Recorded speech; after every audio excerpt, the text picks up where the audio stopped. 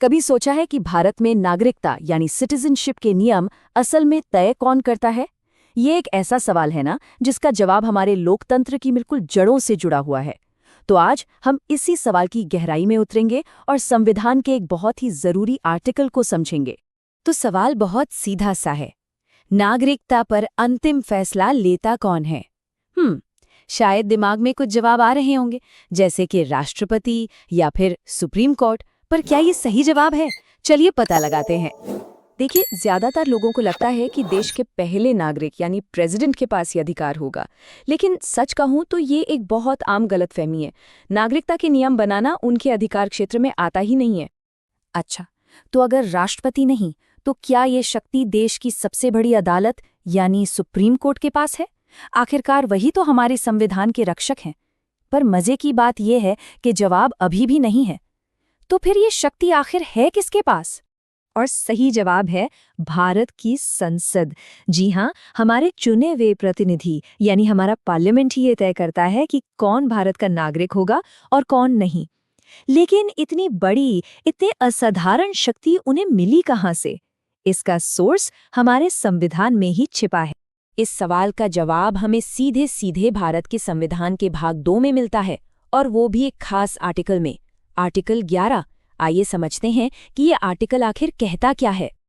देखिए, आर्टिकल 11 ना बहुत ही सीधा और एकदम क्लियर है।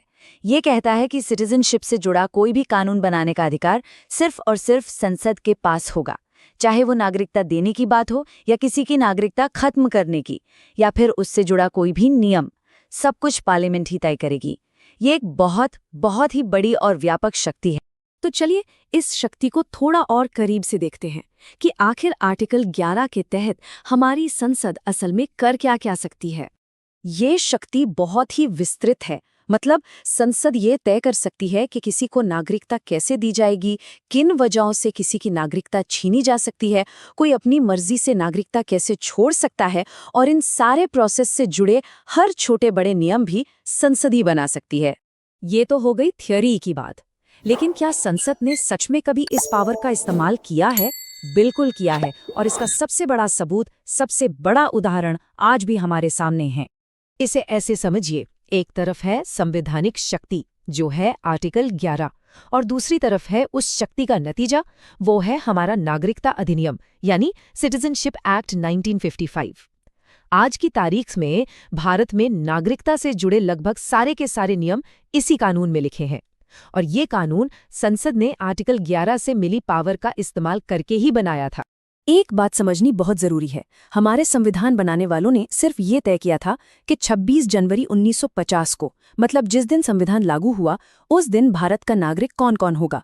ये बात आर्टिकल्स 5 से 10 में लिखी है। लेकिन भविष्य के लिए, आने वाले समय के लिए सारे नियम बनाने की जिम्मेदारी उन्होंने आर्टिकल 11 के जरिए पूरी तरह से संसद पर ही छोड़ दी।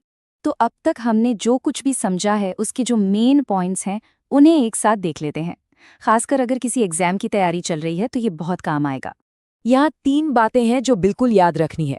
पहली, आर्टिकल 11, यही वो आर्टिकल है जो संसद को नागरिकता पर कानून बनाने की शक्ति देता है। दूसरी, ये संविधान के भाग 2 जो सिटीजनशिप से जुड़ा है उसका आखिरी आर्टिकल है। और तीसरी बात, हमारा जो सिटीजनशिप एक्ट 1955 है वो इसी आर्टिकल से मिली पावर के तहत बनाया गया था। ये तीनों पॉइंट्स बहुत ही महत्वपूर्ण हैं।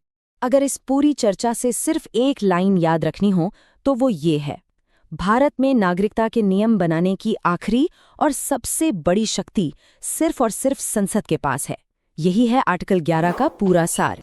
और आखिर में एक सवाल के साथ इस बात को खत्म करते हैं। जरा सोचिए, जब नागरिकता को डिफाइन करने की इतनी बड़ी शक्ति पूरी तरह से समय समय पर चुनी गई संसद के ही पास है, तो ये अधिकार हमारे देश की पहचान को कैसे बदलता आया है और भविष्य में कैसे बदल सकता है,